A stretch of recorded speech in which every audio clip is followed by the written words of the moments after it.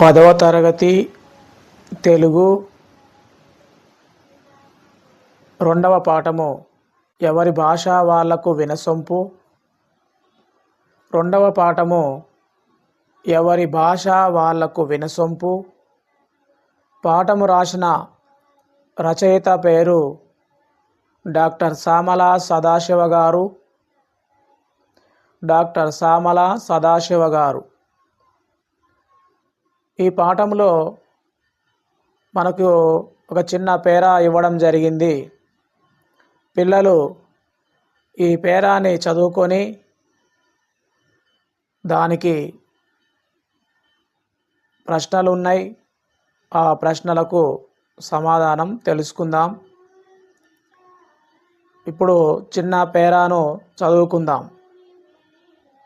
తెలంగాణ భాషంతా తౌర కేంద్రమని ఎవడో అన్నడు, అంత అగ్వకున్నదా తెలంగాణ భాష, ఇక సహించవద్దు, అందుకనే నేను గిట్లనే మాట్లాడతా, గిట్లనే రాస్తా అని జిద్దుకు రాయాలే. జిద్దేంది, అసలు మన యాసల్నే మన బతుకున్నది, నీ యాసల్నే నీ బతుకున్నది, నీ యాసల్నే నీ సంస్కృతి ఉన్నది, ఆ యాసలున్న పలుకుబల్లనే తెలంగాణ జీవితం ఉన్నది. కమస్కం నీ భాషలన్నా నువ్వు రాసే ధైర్యం చేయి. మనం పోగొట్టుకుంటున్న మన బతుకును బతికించుకోవాలి. దానికి భాష చాలా ముఖ్యమైనది. ఎవని యాసల ఎవని భాషల వాడు రాయాలి. తెలుస్తుందా అన్నది లేనే లేదు. మన కవులను రచయితలను మనం గుర్తించి గౌరవించుకోవాలి. ఇట్లా రాస్తే అవతలోనికి తెలుస్తుందా అని ముందరనే మనం అనుకునుడు మనను మనం తక్కువ వేసుకున్నట్లే. ఈ బానిస భావన పోవాలే. నేనెన్నోసార్లు చెప్పిన భాష రెండు తీర్లు. ఒకటి బడి పలుకుల భాష, రెండోది పలుకుబడుల భాష. పలుకుబడుల భాష కావాలి అని కాళోజీ నారాయణరావు గారు ఈ మాటలను చెప్పడం జరిగింది. పక్కన ప్రశ్నలున్నాయి. ఆ ప్రశ్నలకు సమాధానము తెలుసుకుందాం. పై పేరాలోని మాటలు ఎవరన్నారు? ఈ ప్రశ్నకు సమాధానం పై పేరాలోని మాటలు కాళోజీ నారాయణరావు గారు అన్నారు. రెండవ ప్రశ్న, ఇట్లా ఎందుకు అని ఉంటాడు? కాళోజీ నారాయణరావు గారు ఇట్లా ఎందుకు అని ఉంటాడు? తెలంగాణ భాషంతా తౌర కేంద్రమని ఎవడో అన్నందుకు కాళోజీ నారాయణరావు గారికి కోపం వచ్చింది. తల్లి ఉగ్గుపాలతో నేర్చుకున్న భాషను ఎవరైనా కించపరిచినా కానీ, హేళన చేసినా కానీ, విమర్శించినట్లు మాట్లాడినా కానీ ఎవరికైనా మరి కోపము వస్తుంది. ఎవరి భాష మీద వాళ్ళకు అభిమానం ఉంటుంది.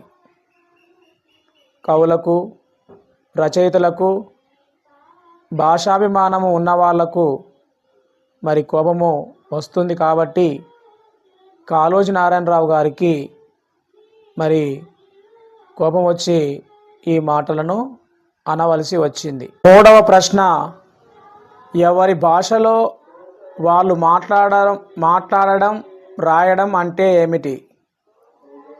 మూడవ ప్రశ్న, ఎవరి భాషలో వాళ్ళు మాట్లాడడం రాయడం అంటే ఏమిటి? ఈ ప్రశ్నకు సమాధానము ఎవరి భాషలో వాళ్ళు మాట్లాడడం రాయడం అంటే వాళ్ళ మాతృభాషలో మాట్లాడడం రాయడం అని అర్థం వస్తుంది. తల్లి నుండి ఉగ్గుపాలతో నేర్చుకున్న భాషను ఏమంటారంటే మాతృభాష అంటారు. మరి మాతృభాషను ఎలా నేర్చుకుంటాం అంటే తల్లిదండ్రుల నుంచి నేర్చుకుంటాము, కుటుంబ సభ్యుల నుంచి, పరిసరాల మరి ప్రభావం నుంచి కొంత నేర్చుకుంటాం, స్నేహితులు మొదలైన వారు ఉపయోగించే భాష. మరి భాష, యాస, పదజాలం, మాండలికాలు మొదలైనవి ఎవరికైనా కానీ ఇష్టంగా ఉంటాయి. అంటే అది వారి వ్యవహార భాష. ఎవరి వ్యవహార భాషలో వారు మాట్లాడినట్లయితే, రాయడం చేస్తే ఎంతో అందంగా, ఉత్సాహంగా ఉంటుంది. 4వ ప్రశ్న, ఎవరి భాష వాళ్లకు ఎట్లా అనిపిస్తుంది? ఈ ప్రశ్నకు సమాధానము ఎవరి భాష వాళ్ళకు చాలా మధురంగా, తీయగా ఉంటుంది, చాలా హాయిగా కూడా ఉంటుంది. మరి ఎవరి భాష వాళ్లకు తల్లిలాగా అనిపిస్తుంది. పాఠం ఉద్దేశం: ఒక భాషలోని నుడికారపు సొంపు, పలుకుబడులు, జాతీయాల వల్ల భాష ఎంతో పరిపూర్ణంగా, సౌందర్యవంతంగా విలసిల్లుతుందో చెబుతూ, ఇతర భాషల్లో గొప్పతనాన్ని కూడా బేరీజు వేస్తూ తెలుగు భాష గొప్పతనాన్ని, ప్రాంతీయ భాషలోని సొగసును తెలియజేయడమే ఈ పాఠం ప్రధాన ఉద్దేశం. ఈ ఎవరి భాష వాళ్లకు వినసొంపు అనే పాఠము ఉద్దేశము ఒకసారి మనం చూసినట్లయితే, ఒక భాషలోని నుడికారపు సొంపు, పలుకుబడులు, మరి జాతీయాల వల్ల ఆ భాష ఎంతో పరిపూర్ణంగా విలసిల్లుతుంది, ఆ భాష ఎంతో సౌందర్యవంతంగా విలసిల్లుతుంది. మరి ఆ భాషల యొక్క గొప్పతనాన్ని, ఇతర భాషల యొక్క గొప్పతనాన్ని కూడా మరి బేరీజ్ వేసుకుంటూ కవి తెలుగు భాష గొప్పతనాన్ని, మరి ప్రాంతీయ భాషల యొక్క సొగసును కవి డాక్టర్ సామల సదాశివ గారు మనకు చక్కగా తెలియజేశాడు.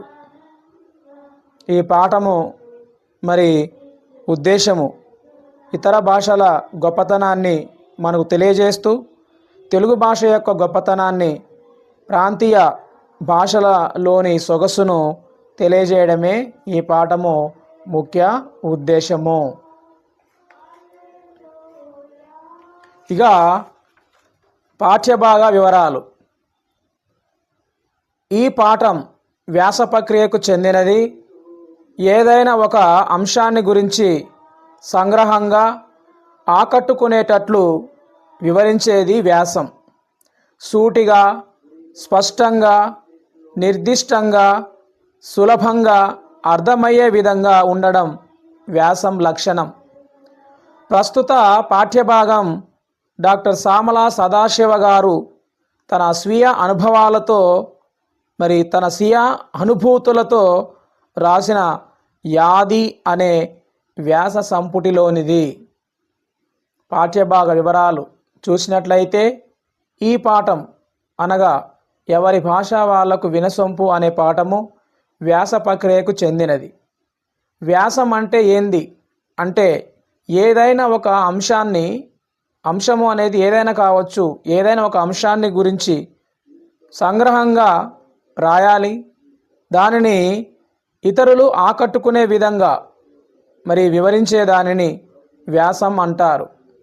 ఈ వ్యాసం యొక్క లక్షణం ఎలా ఉండాలి అంటే, వ్యాసము సూటిగా ఉండాలి, స్పష్టంగా, మరి నిర్దిష్టంగా, సులభంగా అందరికీ అర్థమయ్యే విధంగా ఉండడం అనేది వ్యాసం లక్షణం. మరి ప్రస్తుత పాఠ్యభాగం డాక్టర్ సామల సదాశివ గారు తన స్వీయ అనుభూతులతో రాసినటువంటి యాది అనే వ్యాస సంపుటిలోనిది. రచయిత పరిచయం. డాక్టర్ సామల సదాశివ గారి రచయిత పరిచయం. ఈయన 11/5/1928 సంవత్సరంలో జన్మించాడు. 7/8 2012 సంవత్సరంలో మరణించడం జరిగింది. మరి ఒకసారి రచయితను పరిచయం చేసుకుందాం. డాక్టర్ సామల సదాశివ గారు కొమరం భీం ఆసిఫాబాదు జిల్లాలో భాగమైన దహేగాం మండలం తెనుగుపల్లిలో జన్మించాడు. సంస్కృతము, హిందీ, ఆంగ్లం, ఉర్దూ, పార్సీ, మరాఠీ భాషల్లో ఈయన పండితుడు. ఉర్దూ, ఫార్సీ, హిందీ, మరాఠీ కవుల రచయితల సాహిత్యాన్ని ఈయన తెలుగులోకి అనువాదం చేశాడు.